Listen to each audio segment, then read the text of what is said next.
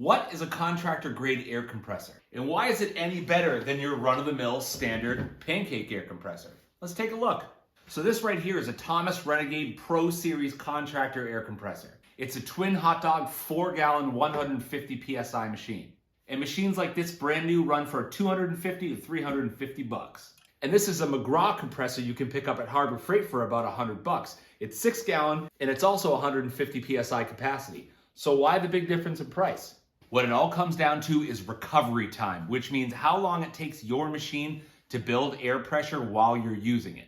You see, although this is just a 4-gallon and this is a 6, this guy produces a lot more air than this one does. You see, this has an enormous 2-horsepower motor that's pushing air only into 4 gallons of capacity. Whereas this 6-gallon machine has 0.8 horsepower pushing air into the tank. And if you look at the label here, this pushes 4.6 cubic feet per minute of air at 100 PSI. Whereas this guy produces 2.8 cubic feet per minute at 90. So although this has a smaller capacity, it's pushing air into the tanks faster, meaning you're going to be able to get a lot more use out of it than you will with the 6-gallon. Now the next thing I want to measure is the cut in to the cut out pressure. Cut in pressure is when your machine kicks on because the pressure in the tank got to a certain number. Now it's not an even test. The cut in pressure on this machine is 120 PSI. The cut in pressure on this machine is 100 PSI. So we're going to measure from 100 back up to 150. Let's go.